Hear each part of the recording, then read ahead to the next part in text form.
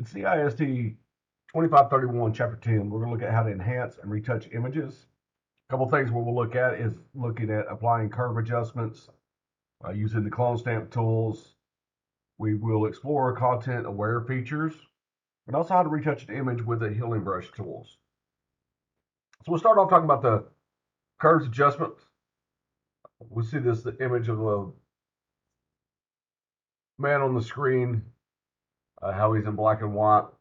So we're going to use the curves adjustments to adjust the tonal range and the color of this image. So the curves adjustment, this layer, it's a color and tonal range manipulation utility. It's kind of like levels and brightness and contrast adjustments.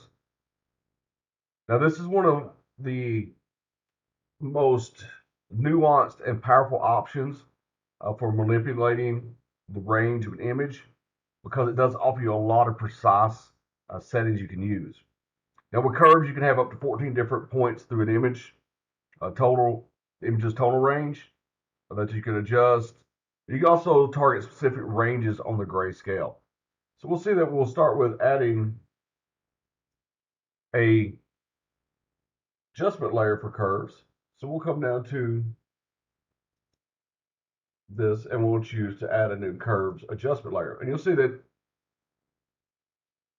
on the screen, you do have the adjustment. And this, you can click and add points that you can adjust to adjust the color and the brightness, the total range of the image.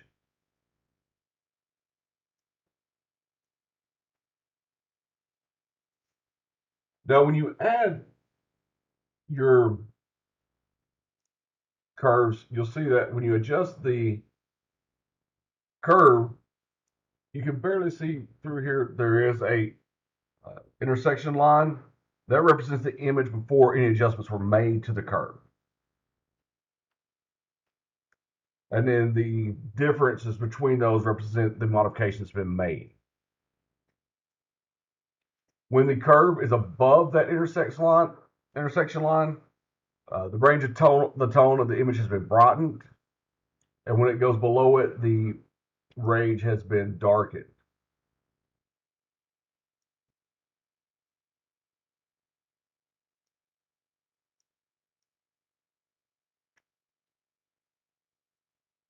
Now, you could also use the invert command with the curves. So I'm going to add a curves, and I'll come in back to my add adjustment layer and choose invert. And you see I can adjust this as well here.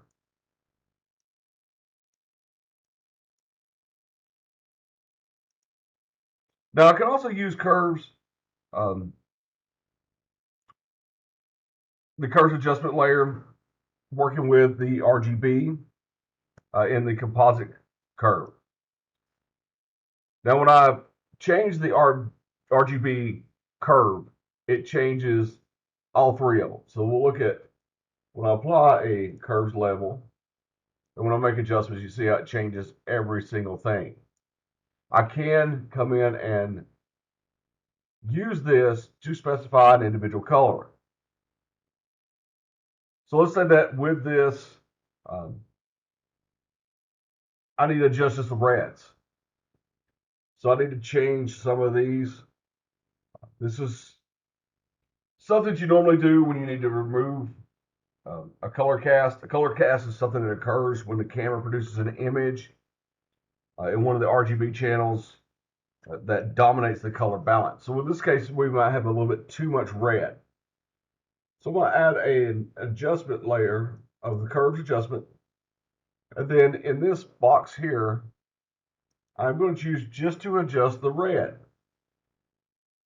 You see I can add more red to this, but if I need to take the red out, as when I start removing red, you see the green and the blues become more vibrant. I can bring this area here, makes it look like it's back to life versus how it was when it started. Once again, you can adjust the RGB, you can adjust the individual channels as well.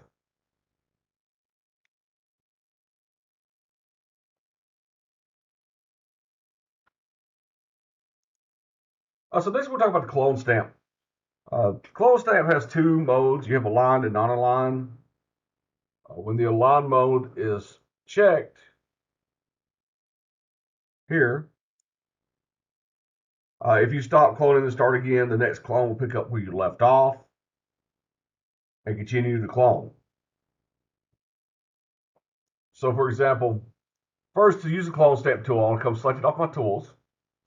I need to define the place that I am going to copy from, that I'm going to clone from. I do this by holding down my Alt key and clicking, left clicking, and that defines my source. Now I'm going to adjust my brush size here. And you'll see that on the screen, the little X or the little plus sign that's come up, that is my source location. And as I use this and just paint over, you'll see that that is moving as well. And that was an example of the align, because I stopped clicking, and when I re-clicked, it's picked up my source again. Now, one thing to be careful of with the clone stamp tool,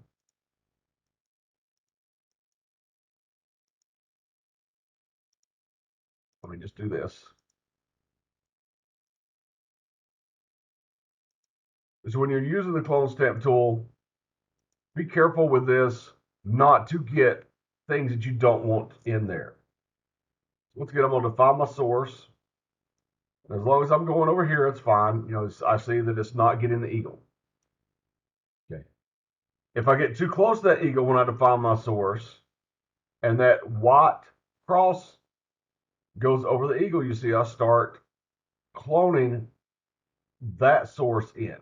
So make sure that you redefine your sources as needed when using the clone stamp tool.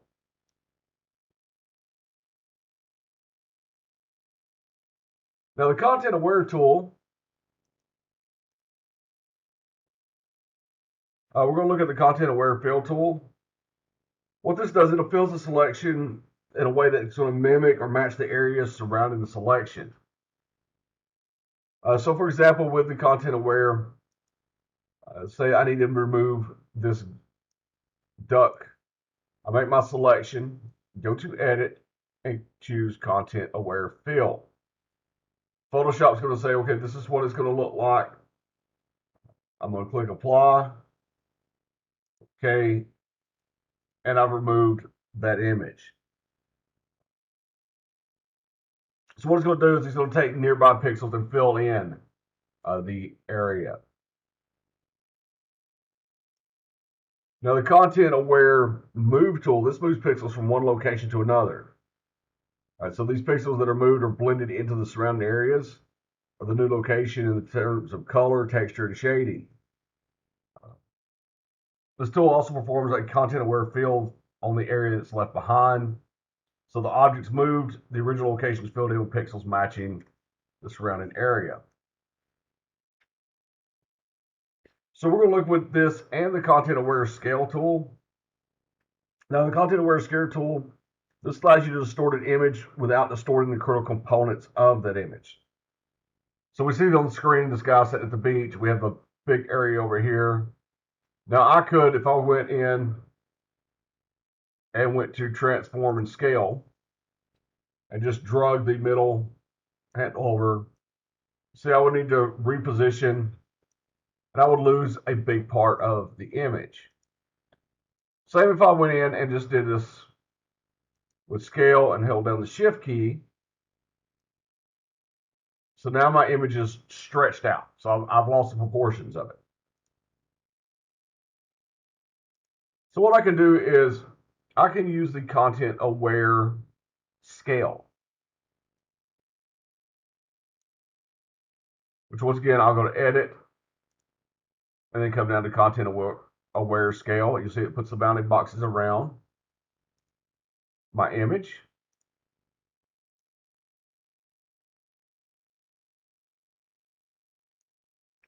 Now that was with just dragging the image. So that retained more of the proportion, but not exactly what we were wanting.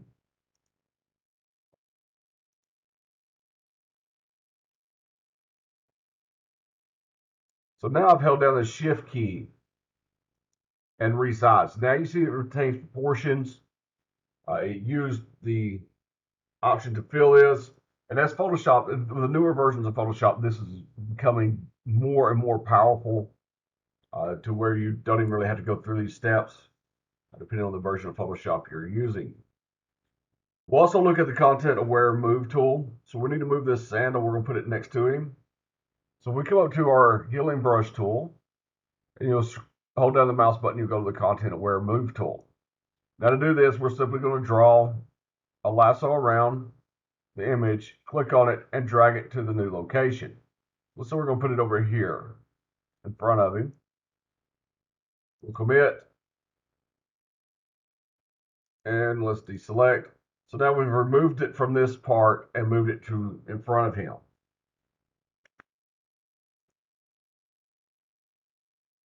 The next tools we're going to look at is the healing brush tool and the spot healing brush tool.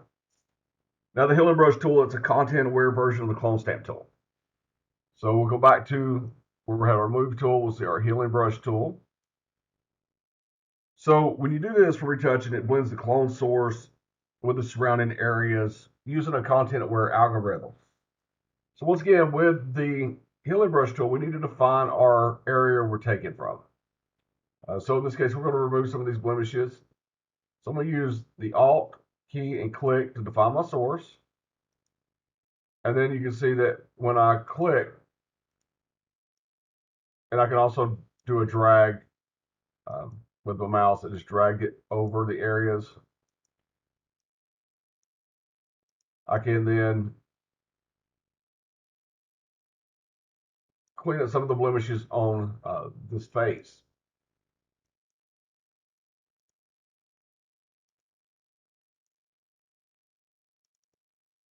Now, the spot healing brush tool is the only cloning tool that does not require you to define the source. So with this one, you simply drag the spot healing brush tool over the area you want to remove or correct. It's going to replace that area with pixels that match the surrounding areas in terms of the hue, saturation, brightness, and texture. Okay, so it is also located here. So with the spot healing brush tool, I do recommend using this in smaller strokes. For example, just the individual clicking seems to be cleaning up these blemishes a lot easier. I can drag it, but it's not going to give me as clean as a edit as if I do it individually.